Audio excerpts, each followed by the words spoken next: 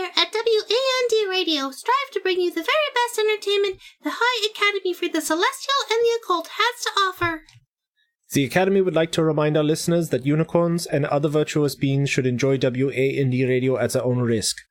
The management is not responsible for the continued purity of your unicorn. Thank you.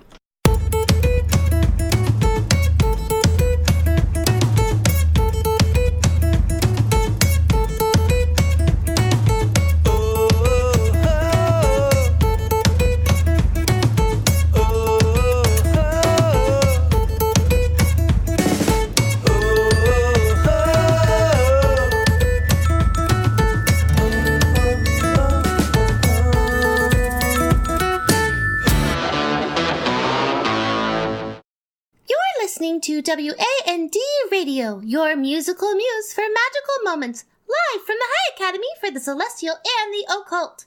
I am your host, Calliope Merriweather, and joining me are my co-hosts, Rupert von Koenig. And I am your home for the holidays, the Jack to your frost.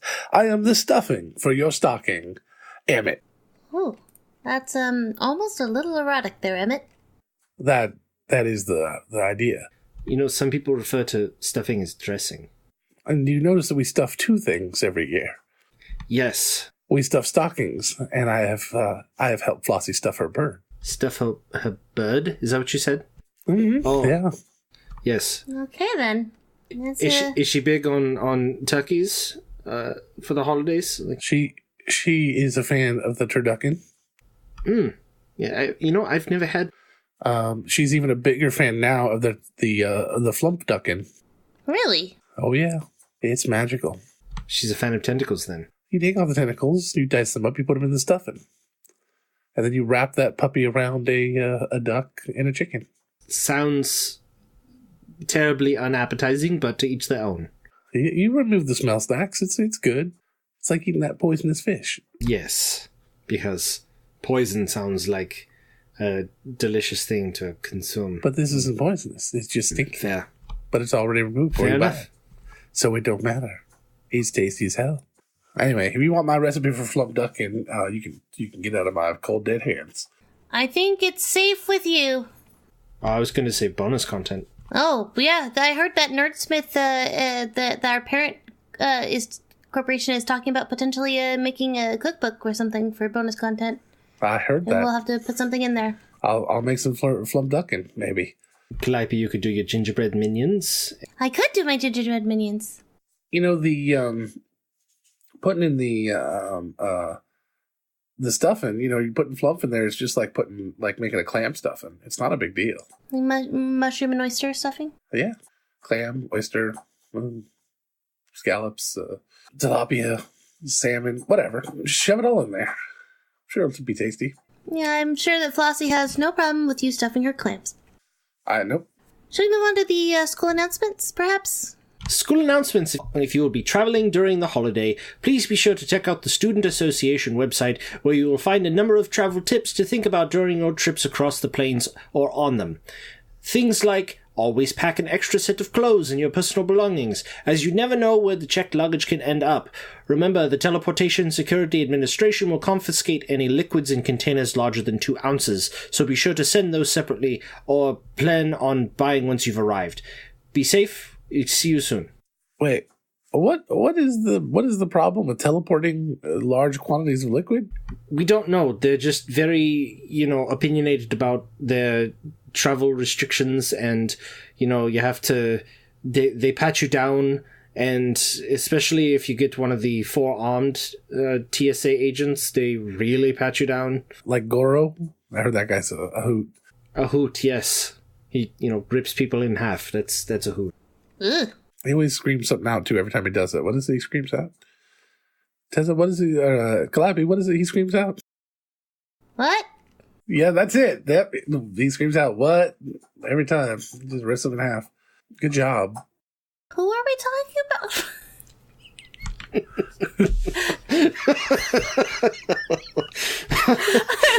What?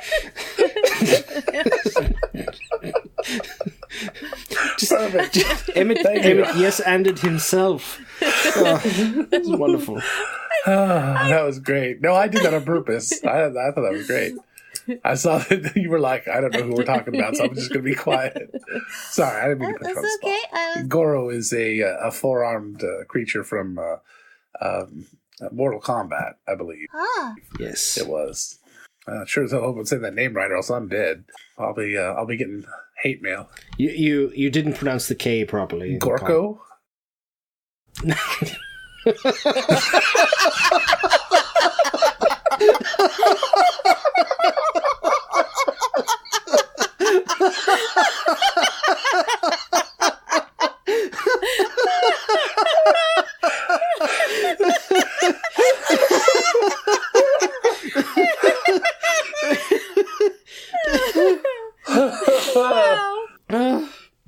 Okay, for you students not planning on going anywhere during the holiday, Chef Monty is hosting a Candlenight's feast in the cafeteria. All your favorite holiday dishes will be ready and waiting, so don't spend candlelights alone. Hang out with your friends. Excellent. Well, that is fantastic. It's gonna be a fun time, I think, this holiday season. Holidays. Have you found all the presents that you needed to find? I have to find something for Chip still, but I think aside from that, I'm pretty good. Yeah, I think I'm all set. We're doing our exchange next week, right? Yep, we're doing our exchange next week. I've already got your crisps. Live on the air? Live on the air. All right, well, let's hop into the questions. We have a lot of Candlenight's specific questions, which I guess is appropriate given the time of year. Dear Wandies, I am having trouble finding a present for my romantic partner. Where would you suggest I go shop for the holidays? Signed, Frantic Fiancé. Ooh, well, you probably should have started a little while ago. Let's see here. I find that I enjoy shopping at Saren Ray's Secrets. That is a fun little store to go into and find some little cute tchotchkes or evening wear, perhaps, if you and your fiancé are into that type of thing. Yeah, I was going to recommend Golfim's Glorious Goods. Anything that you might need for those people who really appreciate the more macabre aspects of the holidays, like their original roots, that would be a good place to look. I like to shop at Creekstone. They got those vibrating chairs and little dudes inside of there massaging you while you're sitting on them. It's really expensive, and you got to feed the chair every once in a while, but it works out pretty good. What do you have to feed the chair? Well, there's people inside the chair to make the vibrating and to do massages and stuff. So they gotta be fed, or else they'll die. The poor little gnomes. Mm-hmm. That's why it's so expensive. You got to pay their salary too. You got to pay for all the children they left behind when they were volunteered to be locked in those chairs for life. And when they say the life of the chair, I mean they mean the life of the chair. I mean comes a point when it starts to wind down. The massages aren't as good as they used to be, and it makes me wonder if. They say the lifetime of the product. What happens if you have to send it in for repairs? Do you just, do they have to say, oh, the left-hand side is broken while, little Johnny Gnome is in a cast?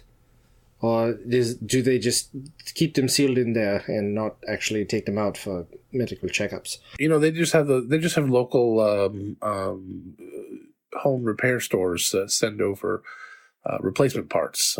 It's called Gnome Depot. Oh, that makes it easy to repair. Mm-hmm. Hey, no, hold on a second. Creekstone's got some amazing products. You guys have any favorite products from there?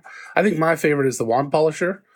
You put a little thing you stick your wands in, and it probably has a little thing that goes up and down and magically cleans them. It has the red brush and the black brush for that one. Yep. Mm-hmm. That one's a good one. Yep. Mm-hmm. Yeah, exactly. It kind of spins around, and yeah, that one's neat. I've always liked the Beholder Golf that you can set up in your office. It's a nice little. Oh yeah, mm-hmm. The little 10-hole. Mm-hmm. Yep, and it's kind of a game of skill because it doesn't really roll predictably. So, maybe it'll. Well, and occasionally your ball's dissolved. So yeah, it's Disintegrated. Yeah, it's pretty bad. Came out with a new model that has the self-repairing felt, so you don't have to worry about the little beams coming out and, causing problems. Oh, nice.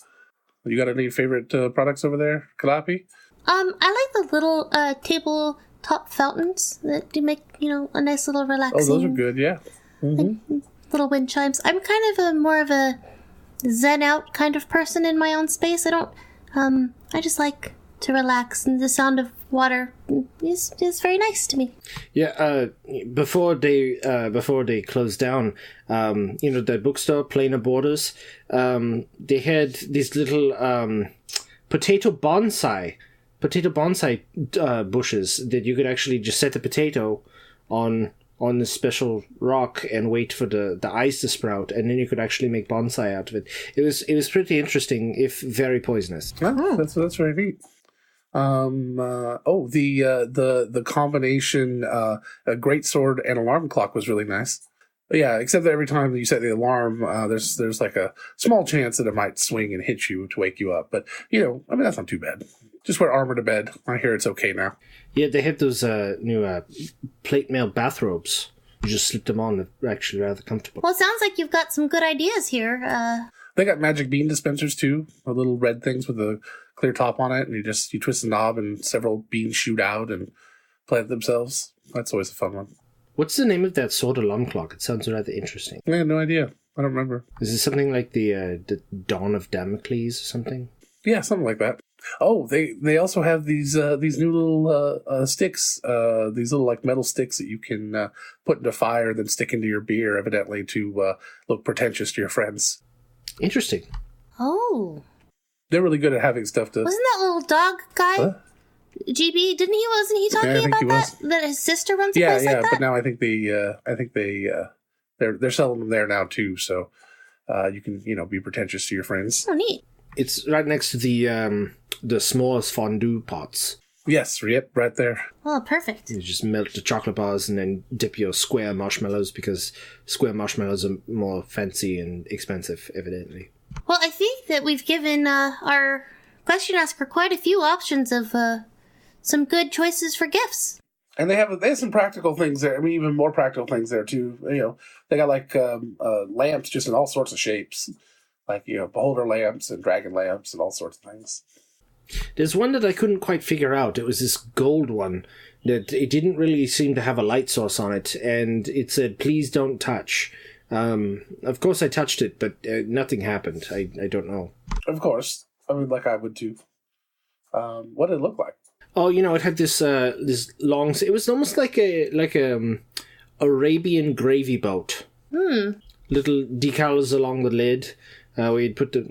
Did you just touch it, or did you try to rub it?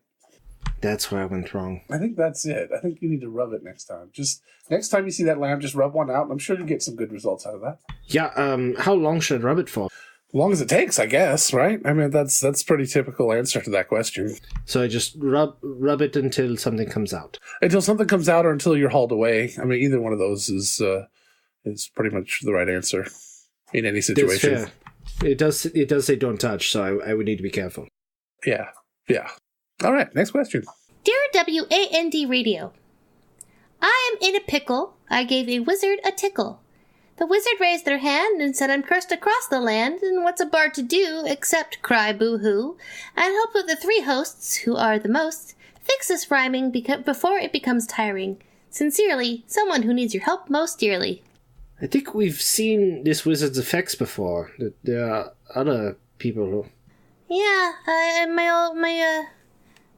our friend from early on has had some issues as well, yeah. Well, have you tried finding a cleric to uncurse you, maybe? Or you could try to make an apology that rhymes of some sort. There you go. Calliope, you're a bard. What's an apology that rhymes? Let me think. My behavior was really quite crass. You didn't deserve all that sass. My temper got loose, so I feel like a goose. I hope you'll forgive me being an ass. I like it. That's pretty good. It's better than the one I thought of. What was that? I think you're quite fabs. Sorry for the crabs. Yeah, that one definitely needs a little bit of work. I'm not a bard. That's okay. It takes a little bit of work, I know. What about you, Emmett? You got something? Nope. Oh, no worries.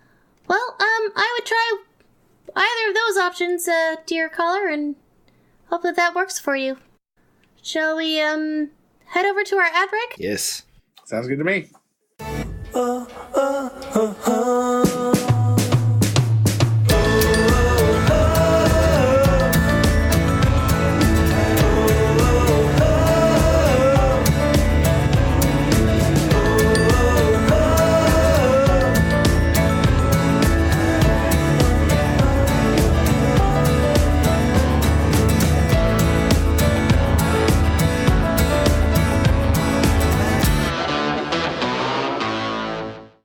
There's no better way to celebrate the holidays than with a glass of Flumpfnog. With a unique blend of ingredients including creamy milk and sugared flump scent sacks. No matter how you use it, Goblin's Best believes that its Flumpfnog will be a holiday tradition. Mommy, what's that smell? It's Goblin's Best brand Flumpfnog. It smells like burning. It tastes like it, too. For a limited time, Goblin's Best now offers Flumpfnog in flavors such as pumpkin, vanilla, and roasted cockatrice. I don't ever want to try that. That was the worst thing I've ever heard. That's the one part of the flump you don't eat. What are they doing? I don't know. I was so confounded that I lost my voice for half a second. That's all right. I understand that. It's the scent sacs. It interferes with the mucous membranes. Confuses a lot of things. I guess the Goblin King would be a big fan of that drink, though. His sacks are quite impressive, yes. It's the Nog of Eternal Stench.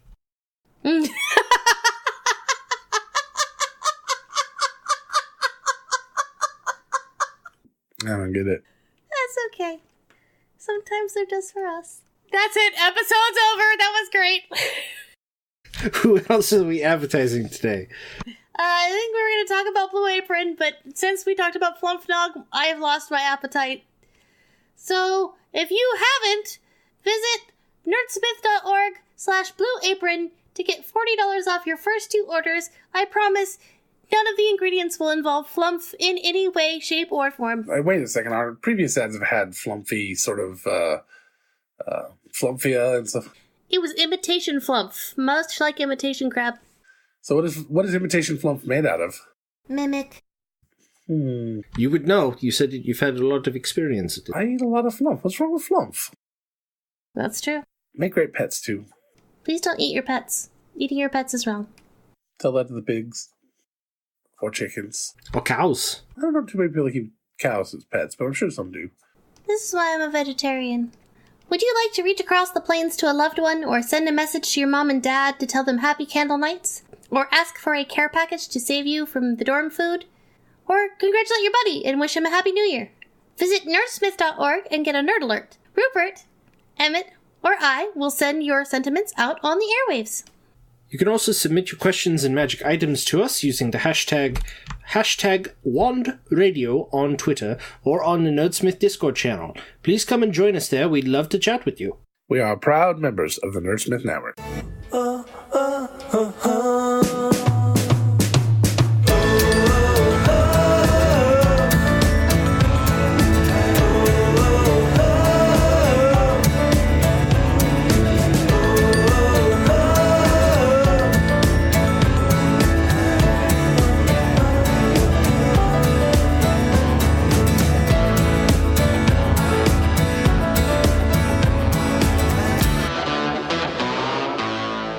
So, dear WAND, I would love to start making some traditions now that I'm on my own. And my family never really celebrated this time of year, so what are some cherished family traditions from your childhood? Signed, Wistfully Waiting. Let's see.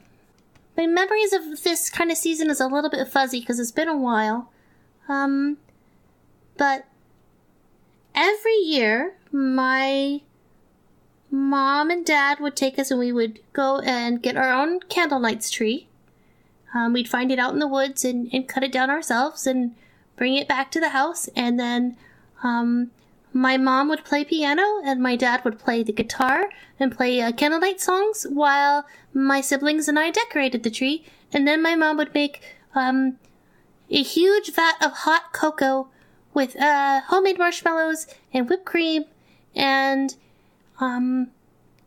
also apple cider and the house was always really, really full of music. That sounds rather lovely, so I'm wondering why you have such a problem with the season. It's just kind of, I guess that's fair. Okay. Feels like there's something deeper there, but okay. I'm not a therapist. I mean... You're not? No, I decided not to pursue that minor. Why'd you have me lay on that couch that one time? Because you needed a nap. Oh, all right. Sometimes a couch is just a couch. My younger sister, Bambi, and I don't really like the holidays much anymore. But, We had a family tradition. We have lots of them. Yeah, we had this. My pappy, he made a huge metal advent calendar with all like 24 little numbered holes that we would shoot down each day. And if we got on the first shot, we'd get a treat. You must be a good shot then by now. Oh, I'm a good shot now, but it wasn't then. But yeah, no, it was not very good. Favorite memories then? We did the traditional things. We would, trim the tree and rope horses and just the typical stuff. Very cool. You miss the horses on the ranch? Nope.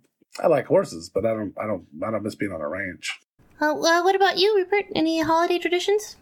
Yeah, there would every year, so what we would do is we would gather around and we'd tell each other what we were most thankful for before the whipping boy was ritually sacrificed. Sounds exciting. Oh. Yeah, it was to prevent the punishments of the previous year from repeating themselves upon us. So it would help with that. Once again, have I talked about how much I hate my parents? Mm-hmm. Yes. Okay. Have they thought about cooking a turkey? I mean, because that's basically a ritual sacrifice and worship. I mean, it seems like that might be easier to do. Yeah, that stands to reason because, I mean, you watch the bird as it's cooking. There's so many steps in ritually preparing it, and then you all sit around the table and pray at it. It's surprising that they don't come alive more often. Yeah, I agree. I mean, that'd be amazing. Do the sacrifices that your parents would do every year come alive very often? Not since they got a new cleric. Got it. All right. But I also have been learning new traditions. I've learned a little bit from you guys. I've learned a little bit from the school here. And Flossie, Flossie has her own traditions. Oh, yeah? What does she do? Yeah. Every year on Christmas Eve, we play hide the pickle. Oh, I've heard of that tradition. I have not. Yeah, it's a lot of fun. Sometimes it's really hard to find, but because it's so cold and your hands are shaking when you're around the tree and a little nervous because all the people are around. A lot of pressure to perform well because there's that prize on the line. And then you just gotta get in there and get it done. So you what kind of pressure? I mean, is everyone participating in this game? Is it like judged? Well, so there are several people participating, and it's a speed game, so you got to do it faster than anyone. Usually the oldest don't participate. Like your granny's not in there rooting around or anything. But the most of the children and younger ones are. So what happens when someone finds the pickle? Because the object is to hide the pickle, right? And then if someone goes and well, they win. Well, it's hide and find. It's a hide and seek kind of game, yeah. But it's you win the prize then, whatever the prize is that year from the host. What kind of prizes have you won? You know what? Flossie and I, we've never won. We're just. But there have been some interesting things out there. Mostly condoms. It's an interesting family-friendly game that you have. Yep, condoms are very versatile. They can be air or helium balloons. They last longer than any others. They can be water balloons. They can be used for all sorts of other things. You can waterproof things with it. Mm-hmm, yeah. Making doing special effects. Mm-hmm. Making squibs. Making squibs? Squibs, yeah. Yeah, the little explosive blood packets that someone gets shot. When somebody gets shot, it's a little tiny metal plate underneath their clothing. a little fake blood put inside a condom, and then electrical taped on with a little explosive underneath it. Huh, interesting. Well, speaking of random gifts, we have a magic item. All right, let's do it. It's Christmas. Nobody would screw us on Christmas, would they? Well, tell you what. For this year, for this episode, I will put them on, and that way both of you are protected from any sort of danger that it might come with, because I feel bad about the Great Gingerbread Minion incident. Wait, are these very large red gloves that say Tyson on the front? No. Okay, go ahead. They're like little opera gloves. And they're called the gloves... All right, that's fine. They're probably not gloves of punching. No, they're called gloves of feeling. That sounds too innocuous for me to trust. I should get those when I'm trying to play hide the pickle. There you go. All right. Okay, so I'm gonna put them on, and it's supposed to give you a deeper connection with those around you. So let's try them out. Okay. Ooh, they're very silky. I like this. Are they warm? They're very nice. Rupert, how are you feeling? Pretty good. Why? Oh, You're not sad or nothing? no, it seems like you got something on your mind, maybe. Or, He just talked about his parents ritualistically sacrificing people. no, like you're on the... I don't know. Yeah, I'm doing all right. I mean, there's some... Of course, I'm thinking about vacation with Lana, but it's, everything's going fine. Apprehension, yes. No, there's no apprehension. It's just, everything has been planned out and everything seems to be moving along smoothly and people are, excited to be spending the holidays with her, so it's... Well, I'm definitely picking up excitement, so that's good. Yeah, it's our first Candlenights together, so I'm pretty excited. It's like butterflies. That's very neat. Yeah, then one might say that. That's amazing. Could you focus elsewhere, please? Yes, sorry. What's Emmett feeling right now? That's a lot of Flossie. Yep. What's up? That's a lot of Flossie. That's a lot of Flossie. That's, what, you reading my mind? No, just overall feeling and intention and emotion, and that's a lot. Oh, sorry about that. I was thinking about playing hide the pickle. Yeah, I can tell. Why is it an embarrassing game? No, it's not embarrassing at all. No, I wouldn't say it's embarrassing. I think that, Emmett rather enjoys it. That's definitely, yeah, okay. Does someone else want to try these on? All right, there, give it to me. Here you go. Mm-hmm. These are, they're very dainty. They don't quite fit. You must have quit. So what's Calliope feeling? Hold on, I'm zoning in here. Oh, What? come here. I'm fine. Emmett, I'm fine. Come here. Do you need to hug Calliope? Bring it in. I don't need... We love Bringing you, it Calliope. Oh, We'll bring it we in. love you.